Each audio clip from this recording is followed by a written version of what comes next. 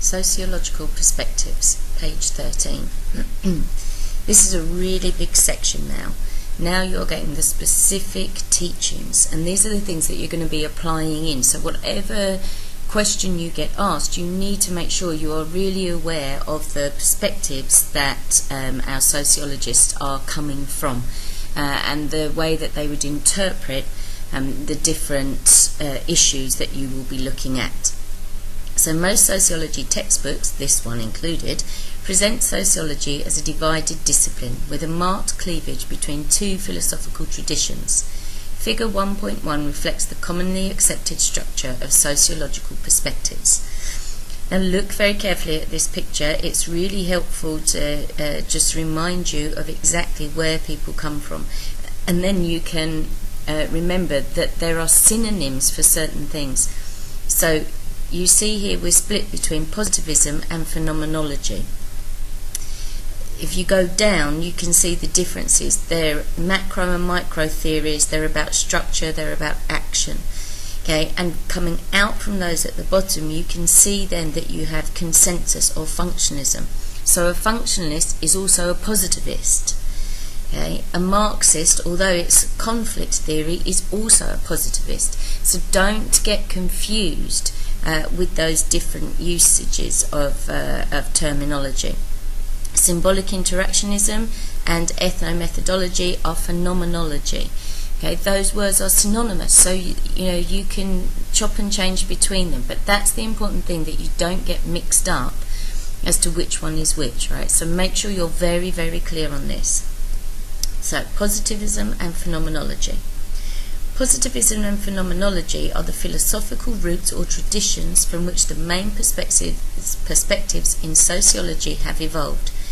Positivism, a term first brought into use by Auguste Comte, remember, our founder and queen of all sciences, holds that all knowledge can be based on science and scientific thought, and that all behaviour, whether of objects or of people, is subject to general laws. The possibility of identifying these laws inspired a generation of mid to late 19th century theorists in many areas of knowledge, although the extent of its influence on writers such as Marx and Durkheim remains under dispute. Okay, so there he is. This is positivism. This comes from Auguste Comte. The fact that we can actually test things. So that's why it's structure. Scientifically test things. The term phenomenology is most closely associated with Edmund Husserl, and in sociology with Alfred Schutz.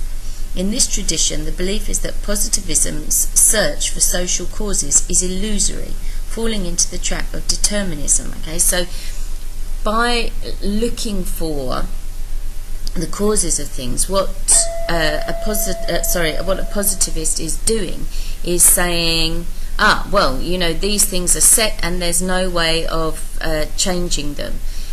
Whereas our phenomenologists are saying that's illusory, that's not true.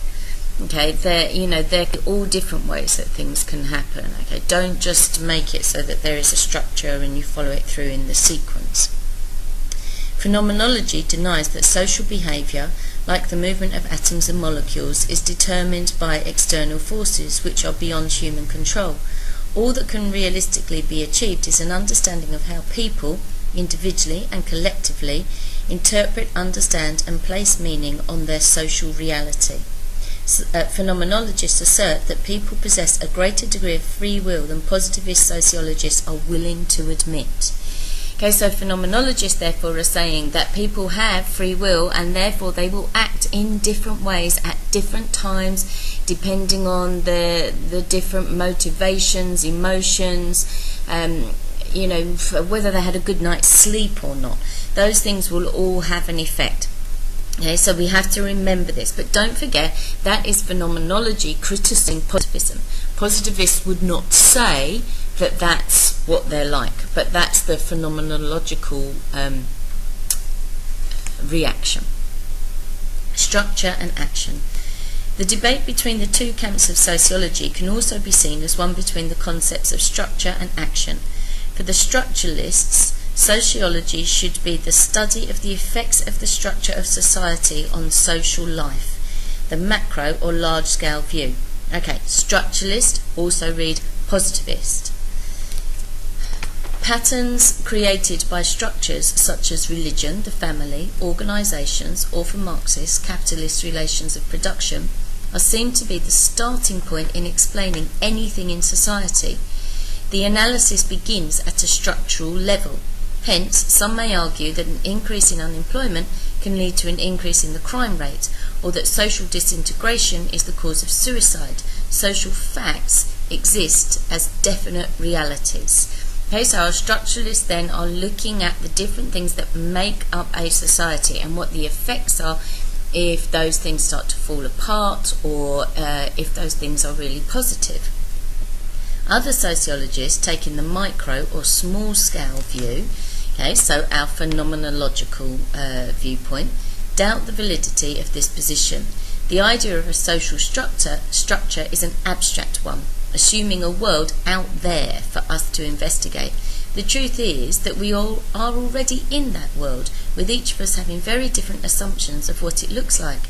They argue that the search for structural clues to social causes and effects should be abandoned in favour of piecing together the way individuals and groups make sense of the world they live in.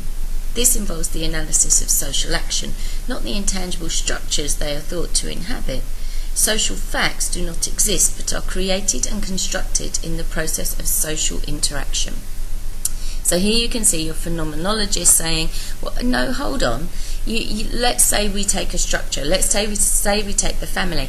There are so many different forms of the family. So how can we generalize about these? Take religion. There are so many different forms of religion. How does that work? Take political theories. You can't say there's a structure and everybody follows it. There are all sorts of different ways of doing things. So this is why phenomenologists would say, no, you have to look at individual groups, and from there you can start to actually see the things that they are doing. It's not down to the structure that controls them. These two approaches can be compared to a telescope. One end will show everything in enlarged form and in detail, the micro view. The other will display a world that is small and distant, the macro view. Both are true pictures of the same thing. In sociology, there is no agreement about which approach is best or how the two can be made compatible. So your challenge, if you like, is to decide which one you think works best. You might think you need a combination. You might think one, is far more realistic than the other. But you have to be aware that there are these two approaches, and you need to be able to balance them out and explain the ideas from both sides. I will keep saying to you, assess, assess, assess. If you want to get into the top bands and the top levels, you must assess, and you can only do that if you're showing the two different sides in sociology. Marxism and functionalism. Marxism and functionalism are seen as two perspectives, both of which look at how the structure of society determines behaviour. Symbolic interactionism and ethnomethodology. Symbolic interactionism and ethnomethodology are presented as perspectives emphasising small-scale understanding of how groups and individuals structure their perception of action and meaning in society. These perspectives are often referred to collectively as interpretive sociology. Interpretive, but they're also phenomenological, they're also micro. These terms are all linked in together.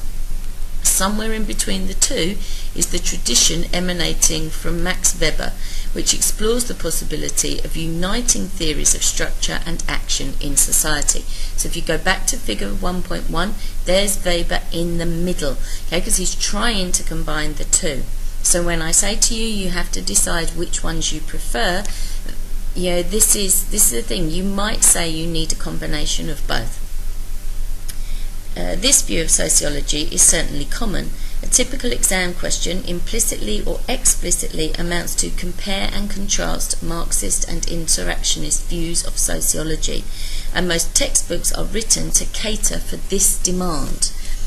Whether intended or not, the end result is an intellectual condition known as perspectivitis, whose main symptoms are the obsessive need to label a piece of sociological research positivist or phenomenological, Marxist, functionalist or Weberian, interactionist or ethno-methodological. The truth is, however, that such simplistic labelling can be misleading. Okay, so yes, we are saying you need to know who these people are and what their theories are, but not everything can be labelled. And actually, if you show that understanding in the way that you're answering your questions, you will be a much better sociology student. Yes, you know there are these theories, but not everything fits in exactly to the way that society functions. Good sociology. While it is certainly true to say that clearly discernible sociological traditions of thought do exist, very few writers begin their sociological research solely in order to contribute to the body of knowledge of a given perspective. What they are principally trying to create is good sociology, attempting to answer the question, how much can we reliably and validly know about human societies?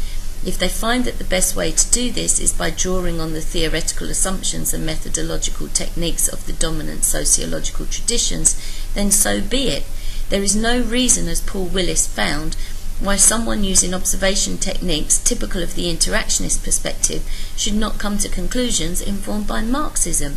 Similarly, feminism draws from all perspectives, while at the same time being both critical and sceptical of the inherent male bias in sociological theory and research to date. So you can see from this that the theories should all be overlapping or interlocking. Like my tongue. But the point is that as long as you are aware who this person is and the things that they are saying, you can then interpret what they have done and show that you are aware that they're using different forms of sociology and different perspectives. A good sociologist will not say, I'm only going to look at this from a functionalist point of view. Let's say, I'm only going to research this. They're trying to research with an open mind, and they may need to apply in things that have already been studied before and use those to interpret. But that doesn't make them a specific sociological perspective. It just means that they've used that to help them develop everything.